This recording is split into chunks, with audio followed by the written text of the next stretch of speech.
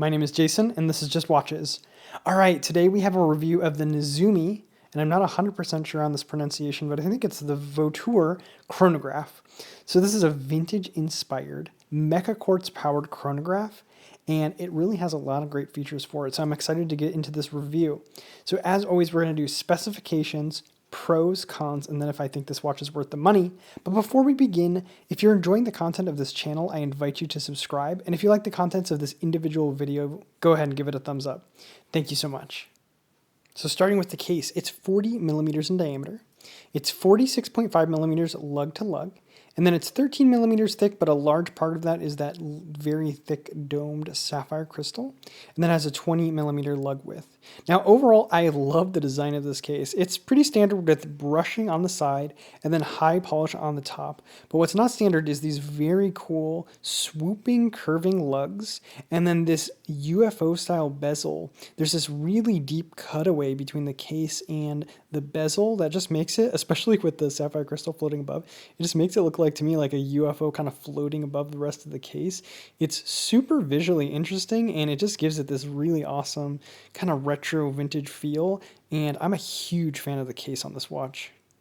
So the bracelet is all brushed along the top and along the sides. It does feature solid end links, and it starts at 20 millimeters. It tapers down to 18 millimeters. It's back up to 19 millimeters on this Nezumi clasp. It is signed on the little safety keeper, and then they do have their logo and established 2011 here. Now this is kind of the cheaper part of the bracelet. It's just pressed metal throughout. It does have quite a few micro positions, which is going to be nice in assisting you to get the right size. But this is one of the weaker points of the bracelet. That being said, overall, the bracelet's very comfortable and it looks really good on the watch. So I'm actually happy with the bracelet at this price point. It's just that this clasp, it could have been a little nicer, but I think it's sufficient for this watch. And then finally, sizing is accomplished with just standard split pins. Now the screw-in case back is really cool. It has this raised Nezumi logo and then Nezumi creating bonds there, and that's all high polish against a more matte background finish there. So it really jumps off the case back here. Pretty interesting detail. I really like when, it's not really necessary, but I like when there's a little bit of design on the case back. I think it adds a lot of character to the watch. Now this is powered by the VK63. That's a mecha quartz chronograph. So it's all the benefit of a quartz chronograph. It's going to run plus or minus 20 seconds a month. And then it has a battery, which has a 3-year battery life. And that's based on the assumption that you're only running the chronograph for 60 minutes or less a day. And then there's some functionality here with that. You do have the chronograph. You can start it by pushing this top button, and you'll see that chronograph seconds start to go. At the 3 o'clock position, you have a 24-hour sub-register. Not the most useful complication, but it does serve to balance out the registers there.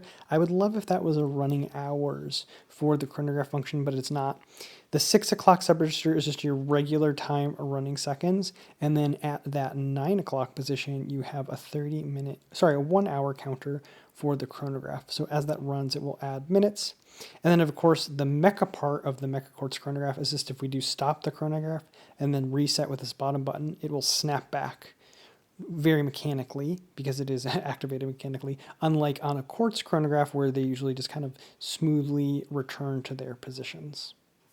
The 5 millimeter crown is just a push-pull crown, and then it is signed with the Nezumi logo. It has some nice knurling. It's easy to operate.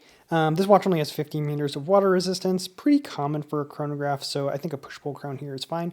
And then you just have unsigned pushers to activate, stop, and reset the chrono.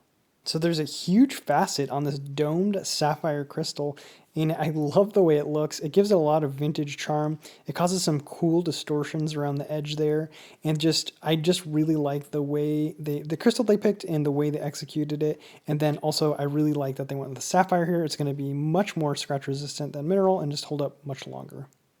Now I'm not sure if it's fully coming through on camera, but the aluminum bezel insert is a beautiful shade of blue. I can't get over the shade of blue they used. It's gorgeous. And then the tachymeter printing is very crisp. And there's something about just the way they executed the bezel. I don't know if it's part of the reason it's because of this UFO style or just the color with the overall color scheme, but this bezel has just been mesmerizing to me, and it's one of the best parts of the watch overall. Another great part of this watch is that dial. So it's 2 shades of blue. There's a darker shade in the background, and then there's a lighter shade around the 3 and 9 o'clock sub-registers, and then also along the entire perimeter of the dial. Now it's broken up by white dashes for each of the minutes, and then an orange dash for each of the seconds, and that orange matches the orange of the chronograph hand. So it really ties kind of all the blue and orange together. And then the sub-registers are sunken into the dial, and there are concentric rings to add a little visual interest to them, and they're this really nice cream. And overall, these colors, the bezel and the dial colors, and that little pop of orange against the cream of the sub-registers, I don't know, there's something really warm, really inviting, and very mesmerizing about this colorway, and I've really been enjoying how they executed it. My only real complaint on the dial itself is there's a lot of branding at the top there. They have the Nezumi name and the Nezumi logo, and then Stockholm, Sweden, and the name of the watch, Voiture. So I would have dropped maybe the logo or the name. I don't really like both of them. It's a lot of text there at 12, but I think overall this dial is really nicely done, and I can let that slide at the 12 o'clock position. So the hands are really well executed. They're high polish along the top, and then they slant down on either side, and that finishing is brushed finish. So you can kind of see the light catching the edges there. Whenever they do hands like this, I'm kind of getting addicted to hands with multiple surfaces like this. They just catch light better, and it makes the watch easier to read than if the hand is flat and only has one style of finish. So I've started to really pay attention to this, and the Nezumi hands here are really well done. My one complaint is that minute hand, it's a little bit short. You know, I like my hands to go all the way out to the dashes, either on the chapter ring or at the edge of the dial, so it's not quite reaching that. And then it's a little thin too. I think if it was a little thicker, there'd be better balance between the hour hand and the minute hand. However, that's a very minor complaint. The sub-register hands are actually blue to match the darker blue of the dial, and they're all the same style, and I do like that. Not so that's kind of a matter of preference, but on some chronographs the chronograph hands actually have different shapes, and that sort of annoys me. But on this watch they're all the same shape, which I greatly approve of. And then finally, you do have applied indices at most of the hour positions except the 3, 6, and 9 where the sub-registers live. And those are applied indices. They're high polished. They do catch light in nice ways, and I like to see applied indices on this watch. I think it kind of adds some charm and adds some to the overall dimensionality of the dial, which is already quite high and already very visually interesting. So that does bring us to another negative, and that's the lume on this watch. I'm going to let it slide in this case. This is a chronograph. Chronographs aren't really known for having powerful lume, but I'm a lume junkie. I like bright lume on watches. It's one of the reasons I really like Seiko's. This lume is not going to impress you if you're a lume junkie like me. It's there, it's present, but it's nothing to write home about, and I'm not even going to do a lume shot. It's not really impressive. But again, this is a chronograph. It's not supposed to be a brightly lumed watch, so not really a mark against it, just something to keep in mind. Now here is the watch on my 6 3/4 inch wrist. Now, 40 millimeter case diameter and a 46.5 millimeter lug to lug are kind of the magic numbers for a watch size that's going to be pleasing on a variety of wrist sizes. Now that's further improved by the fact that the lugs and the end link curve down, so it really flows along the wrist, especially on this bracelet. It's extremely comfortable, and I think they really nailed the size on this watch. So pros and cons, starting with the pros. Well, I love the design of this case. I love the shape. I love the UFO bezel. I love the curving lugs. And then overall on the bracelet, it's very comfortable to wear. And then second, I love that they used a sapphire crystal. At this price point, I think they should be including a sapphire crystal. So I'm very pleased to see that they did. It's just going to help with scratch resistance, and the watch is going to look much better for much longer when they use a sapphire crystal. Not to mention, I love the facet on this one. And then third, they used a mecha quartz. Now, I really like quartz chronographs.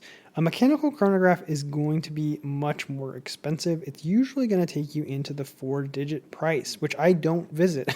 So basically my option for chronographs is either I get a Seagull movement or I get a mecha quartz. The mecha quartz is great because it's very accurate. This one's going to run plus or minus 20 seconds a day, but then you also have that mechanical action on the chronograph hand and then that little minute counting sub-register. So it's fun. It gives a little bit more life to the watch for me overall. As far as cons, there's only a few. 1, the lume is not great, but being a chronograph, I'm going to let it slide. 2, the minute hand is a little thin and seems slightly out of place against the hour hand. I would like to see it be a little bit thicker and a little bit longer. And then third, finally, on the bracelet, the clasp, it's pretty thin and it feels pretty cheap, but overall, the bracelet is comfortable, and I think it's well executed as far as integrating into the watch itself. So again, it's a minor nitpick, but I would have liked to see a nicer milled clasp on this bracelet. So is this watch worth the money? Well, right now they're about $360 on Nezumi's website, and I actually think that is a great price if you are looking for a retro-styled chronograph where you don't actually have to worry about buying a vintage chronograph, which can be a very dangerous and expensive adventure. This is a great option. Not only that, you're getting sapphire crystal. One of the other options for vintage inspired chronographs is going to be Dan Henry, for example, like the 1964, which I've owned. However, that has a mineral crystal, and it's only about $100 less. I think the Nezumi has way better case finishing, and this case is way more interesting than any of the cases I've seen on the Dan Henrys, and you're getting that sapphire crystal. So I think it is worth paying the $100 extra to move up to this model over a Dan Henry, and I do think this particular model is really worth the price if this is kind of the watch you're looking for. So there you have it, the Nezumi Voiture.